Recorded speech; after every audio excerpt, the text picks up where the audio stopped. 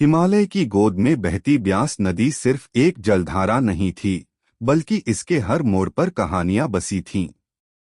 सदियों से इस नदी ने कितने ही राजाओं, ऋषियों और यात्रियों के पदचिह्न देखे थे।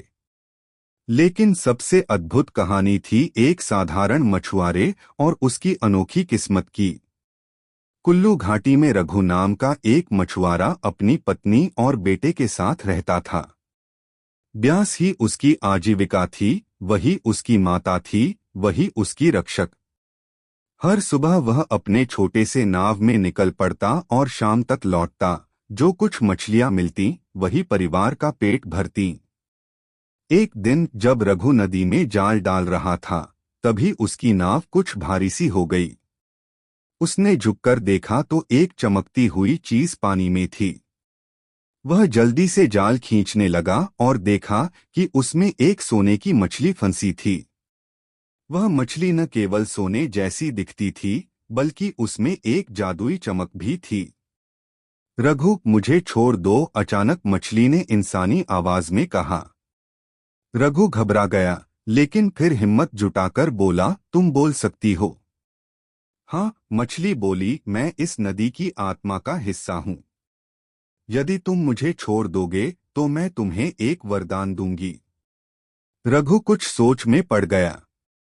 उसने गरीबी देखी थी, लेकिन उसका दिल हमेशा कोमल रहा था। उसने बिना किसी स्वार्थ के मछली को वापस नदी में छोड़ दिया। मछली ने जाते जाते कहा, तुम्हारी दयालुता का फल तुम्हें अवश्य मिलेगा। अगले दिन जब रघु अपनी नाव लेकर निकला, तो उसने देखा कि नदी का रंग थोड़ा बदल गया था। वह और भी निर्मल और चमकदार हो गई थी। जैसे ही उसने जाल डाला, उसे ढेर सारी मछलियां मिली, इतनी कि उसका नाव डूबने को हो गया। गांव में जब उसने यह बात बताई तो सब हैरान रह गए। धीरे धीरे उसकी हालत सुधरने लगी, लेकिन इसके साथ ही कुछ लोगों के मन में जलन भी घर करने लगी। गांव के कुछ लालची लोग सोचने लगे कि कहीं यह किसी खजाने की ओर इशारा तो नहीं। उन्होंने योजना बनाई कि ब्यास नदी के गहरे तल में जाकर देखें कि वहां क्या रहस्य छिपा है। तीसरा अध्याय, लालच का परिणाम। रघु की बातों को नजरअंदाज कर वे लोग नाव लेकर ब्यास के गहरे पानी में उतर गए। उन्होंने वहां खोजबीन की और एक चमकती हुई गुफा देखी। जैसे ही वे अंदर गए, दरवाजा अपने आप बंद हो गया और वे सभी गायब हो गए। गांव में यह खबर फैल गई और सभी ने ब्यास नदी के इस अद्भुत रहस्य को समझ लिया। यह नदी केवल जल की धारा नहीं थी, बल्कि उसमें आत्मा भी थी, जो केवल सच्चे दिल वालों की मदद करती थी और लालची लोगों को सजा देती थी।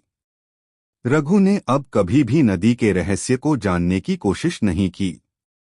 वह अपनी मेहनत से कमाने लगा और उसकी जिंदगी खुशहाल हो गई। वह समझ गया कि ब्यास केवल एक नदी नहीं, बल्कि जीवन का प्रतीक थी, जो सिखाती है कि धैर्य, ईमानदारी और दयालुता का फल अवश्य मिलता है।